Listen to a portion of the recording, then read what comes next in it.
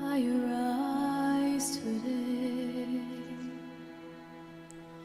through the strength of heaven,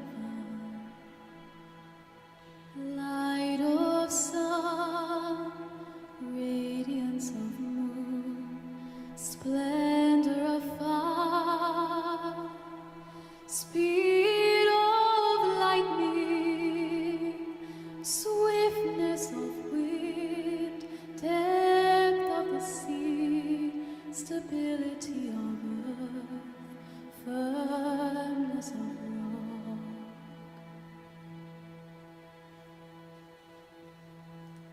I arise today through God's strength to pilot me, God's eye to look before me, God's wisdom to guide me, God's way to lie before me, God's shield to protect me from all who shall wish me ill, afar and near, alone and in a multitude, against every cruel, merciless power that may oppose my body and soul.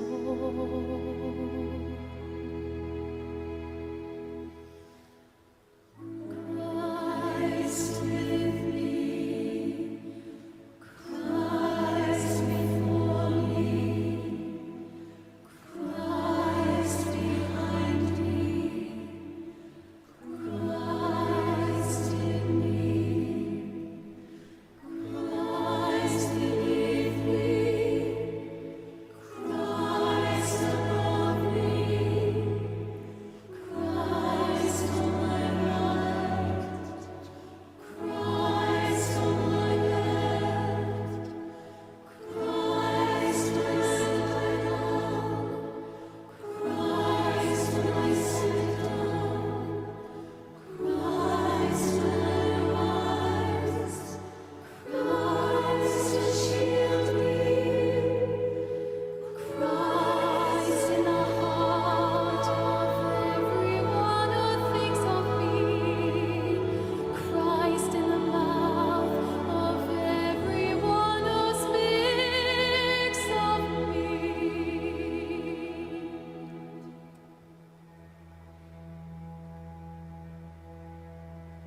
I rise today.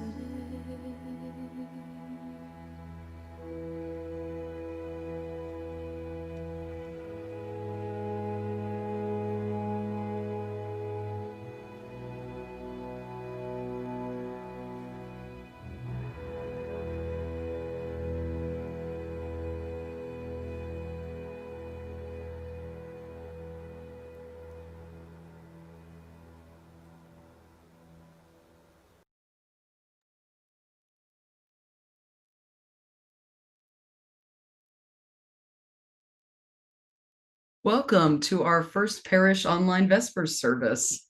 I'm Reverend Catie one of our rotating leaders for our weekly Thursday Vespers, and I'm very grateful to our tech assistant tonight, Leo Rooney, for helping me make this service happen. Vespers is one of the traditional monastic prayers of the hours at sunset. In our UU Vespers, we may have poetry, music, readings, meditations, prayers, blessings, and always a unique contemplative practice. We mute all but the leader to create sacred space, and we record our service so we can share it with others on YouTube. You may stop your video if you wish to be off camera. Should you have a problem with hearing or seeing something you think you should be hearing or seeing, please bring it to our attention in the chat. And if today's technology just doesn't work, or we leaders make mistakes, or we can't figure out something that's going wrong, that's okay. We will take it as part of the practice of being together in this virtual gathering in patience and in imperfect but beloved community. We will do our best, offer what we can, and do better next time. Tonight's Vespers service is inspired by my very recent experiences this week at the Barbara Harris Camp and Conference Center in New Hampshire, where I joined with other UU ministers for our biannual study group. This session's topic was nature-based spirituality, and I offer you tonight a sort of sampling of what we studied, including our opening music and the rest of the music. Now let us begin. As we light our chalice, symbol of our Unitarian Universalist faith, we read words of blessing for kindling the fire from Celtic tradition, as recounted by Scottish text collector and folklorist Alexander Carmichael, and as I just learned about from a colleague this week. The blessing goes, I will kindle my fire in presence of the holy angels of heaven, in presence of Ariel of the loveliest form, in the presence of Uriel of the myriad charms, without malice, without jealousy, without envy, without fear, without terror of anyone under the sun. God, kindle thou in my heart within a flame of love to my neighbor, to my foe, to my friend, to my kindred all, to the brave, to the knave, to the thrall, from the lowliest thing that liveth, to the name that is highest of all. Let us settle into the present moment through the power of music.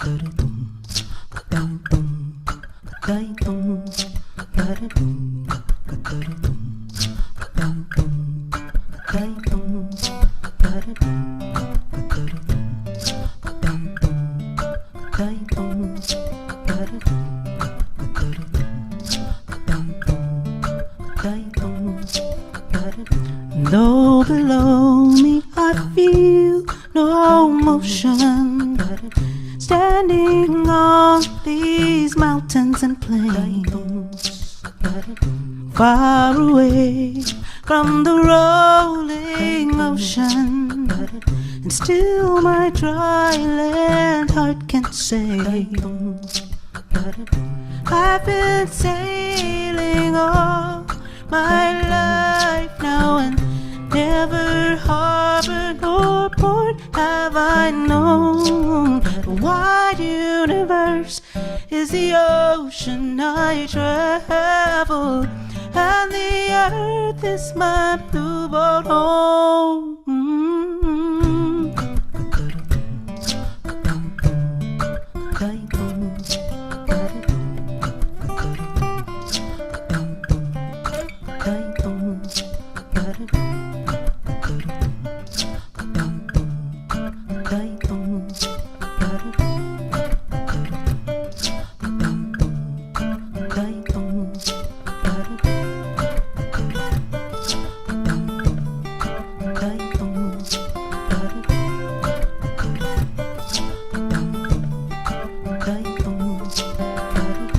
The sun is my sail, as the moon is my rudder, as I ply these starry seas, leaning over the edge in wonder, casting questions into the deep,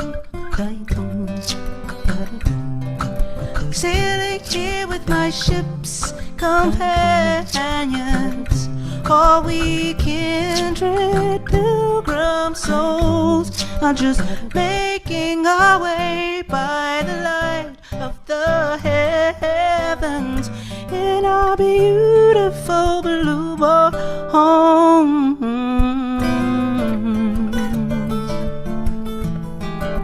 A beautiful blue boat home.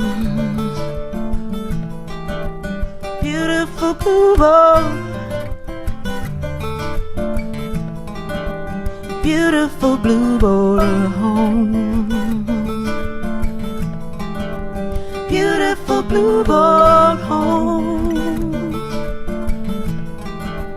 Beautiful blue boat home. Our beautiful blue boat home.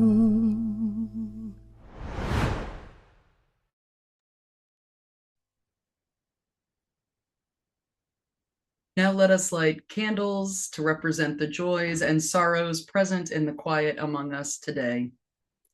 I invite you together. Let's take a deep breath in and let it out.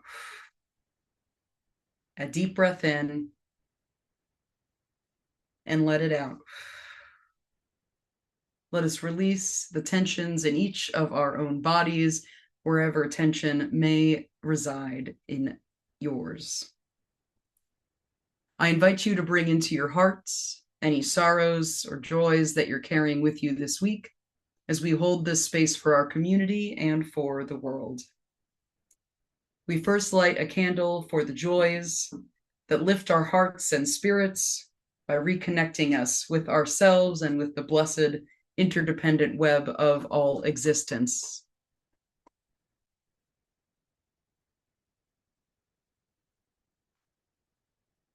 And then we light a candle for the sorrows, our moments of loneliness, pain, regret, loss, and disconnection.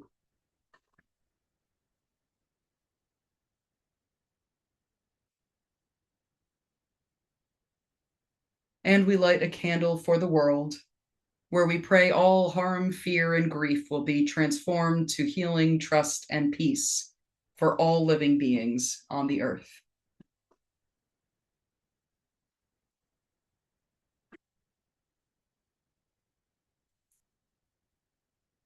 Our prayer this evening comes from the Wild Church Network leader, Euro-Canadian Mennonite pastor and spiritual director, Reverend Wendy Jansen. I invite you to join me in the spirit of prayer and of thanksgiving. We give thanks for this day, for the sun, moon, and stars lighting our way, illuminating beauty, energizing all life. We give thanks this day for the ground beneath us, rock solid and living soil, foundation and fertility, supporting and sustaining. We give thanks this day for the water of life, rain and rivers, oceans and glaciers, flowing and hydrating. We give thanks this day for sky, air, and wind, animating breath, sacred interchange, inspiring and connecting. For all four elements and the ways they work together, for all creatures, for all places, for life, and even for death, we offer our deepest gratitude to the Creator of all.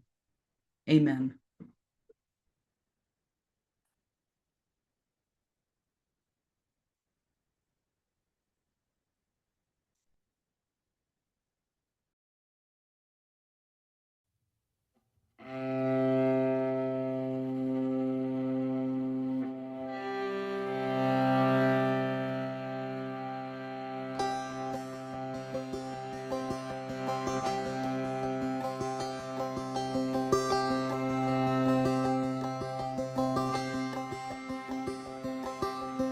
I hear a bird chirping up in the sky.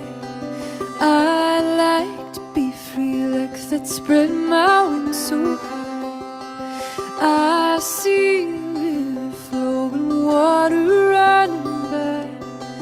I like to be that river, see what I might find. I feel the wind blow, it's slowly changing tide. I like to be that wind that swirl and shape the sky. I smell the flowers blooming open for spring. I like to be those flowers open to everything.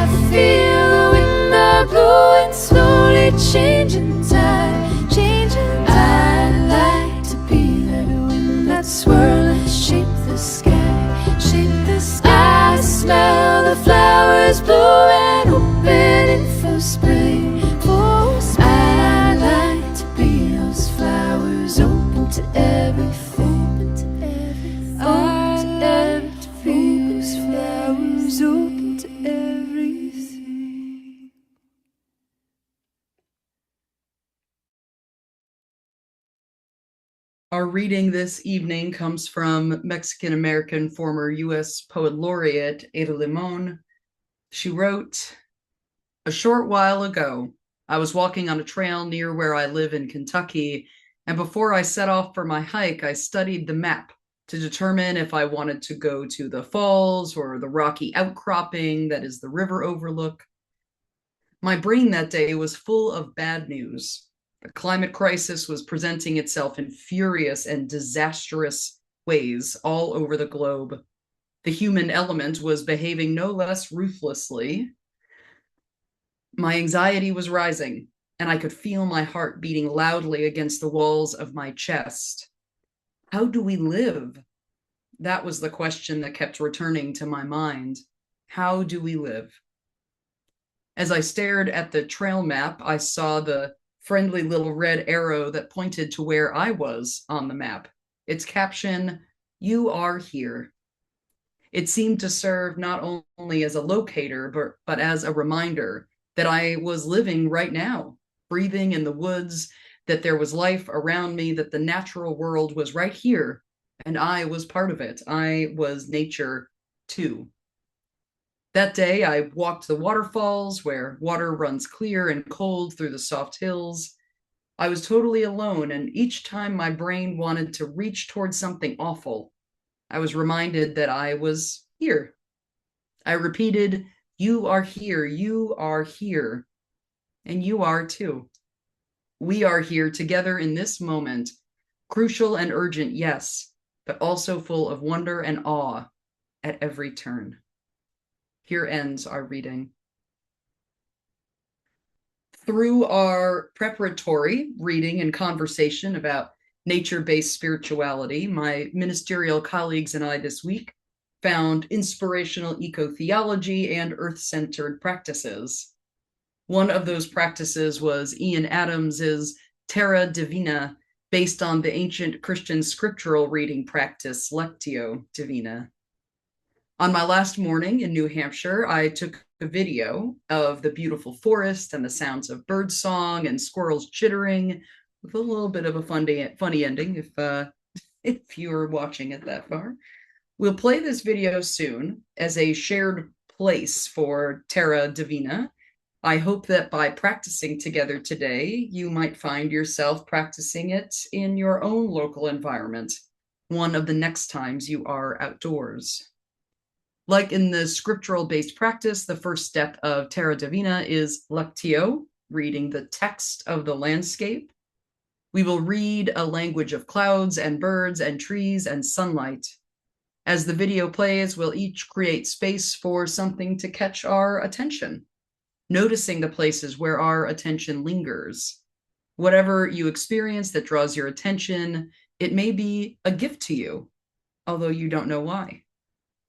So after Lectio, reading the landscape, you'll move at your own pace. You can move into Meditatio. After you've noticed to what your attention is drawn, it's time to wonder why it has caught your attention and why it may be a gift. The last part of Terra Divina you're encouraged to do while the video is playing is Oratio. Or Oratio.